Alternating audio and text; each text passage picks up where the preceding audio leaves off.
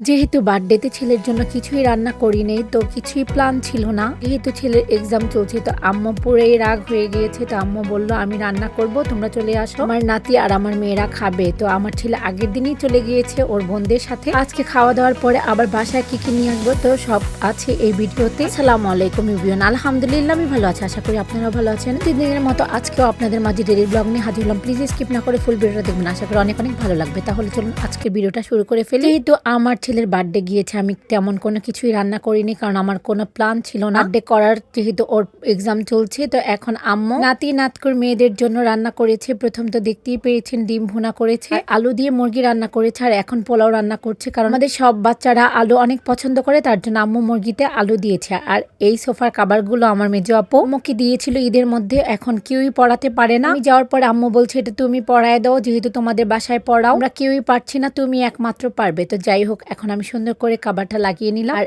এই তো আমাদের খাবার সবকিছু রেডি, এখন আমরা খেতে বসবো। তো কি কি রান্না করেছে সেটাও আমি আপনাদের সাথে দেখিয়ে দিচ্ছি একটু। আলহামদুলিল্লাহ, আমার আম্মুর হাতের খাবার যে কোনো জিনিস রান্না করলে অনেক মজা হয়। যে খেয়েছে সেই একমাত্র জানে যে কতটা মজা। এখন মেজো আপু সার্ভ করে দিচ্ছে, তো এখন আমার ছেলেকে আগে দিবে। আমার মেজো আপু বলছে যেহেতু ছেলের বার্থডে ছিল কালকে, তুমি কিছুই করো নাই, তো তার জন্য মা এই আয়োজনটা করেছে একমাত্র সাদের জন্যই। যাই হোক, এরকম একটা মা আর সাদ দিদা পাওয়ার ভাগ্যের ব্যাপার। দরবারে লাখো কোটি শুকরিয়া, এরকম মা আমি পেয়েছি আর সাদ এরকম একটা দিদা পেয়েছে। সে সবসময় তার নাতি নাতকুর মেয়ে ছেলের বউ সবকিছুই সে চিন্তা করে যেন আমাদের কোনো কষ্ট না হয়। উনি অনেক কষ্ট করতে পারে, তা কাউকেই বলে না। এখন মেজো আপু আমার ছেলেকে আগে দিয়ে দিল খাবারটা। আমরা সবাই একসাথে খেতে বসছি, মেজো আপু, আম্মু, আমি, আমার ছেলে, আমার বোনের মেয়েরা, আর আপনাদের ভাইয়া আগেই অন্য রুমে খেয়ে নিচ্ছে, কারণ ও এসি রুমে বসে খাচ্ছে। আর যেহেতু এখন এত গরম পড়ছে, তো এসি রুমে না থাকলে একদমই হয় না, যেই গরম পড়েছে। তো বিকালবেলা আবার আম্মু আমাদের জন্য একটু নাস্তার আয়োজন করেছে, গরম গরম পুরি, আলুর চপ, বেগুনি, পেঁয়াজু কিছুরই ব্যবস্থা করেছে। তো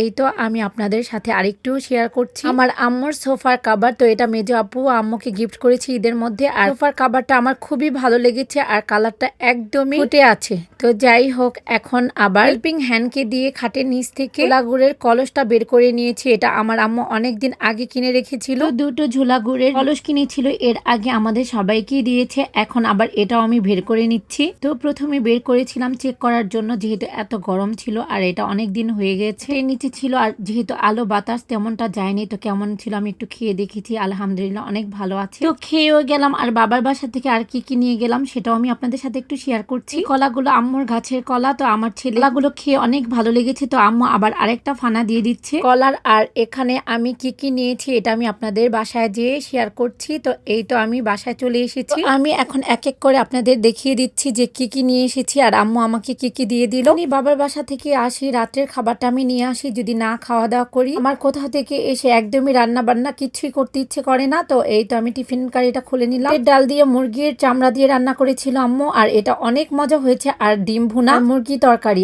আর এখন আমি ছোলা গুড়টা আপনাদের সাথে শেয়ার করব, তার আগে আমি এখন আপনাদের সাথে কিছু খুলে নিয়ে শেয়ার করি। আর এটা হচ্ছে আমার আম্মুর হাতে জাদার মোরব্বা, এটা পরোটা দিয়ে খেতে এত মজা যা বলার বাহিরে। আর আম্মু আচারও দিয়ে দিয়েছে, ডিম ভুনা তরকারি আর বুটের ডালের তরকারির সাথে আমের আচার, ঝোলা গুড়, আম্মুদের গাছের কলা। তো আম্মু আছে বলে আমাদের কত কিছু দিয়ে দেয়, এটা কি আর অন্য কেউ দিবে, একমাত্র আল্লাহ তাআলাই জানেন। তো আজকের ব্লগটা যদি আপনাদের কাছে ভালো লেগে থাকে প্লিজ কমেন্ট সেকশনে কমেন্ট করে জানাবেন, আপনাদের কমেন্টের অপেক্ষা করব। কিন্তু আজকে এখানে শেষ করছি, ভালো থাকবেন সবাই, আল্লাহ হাফিজ।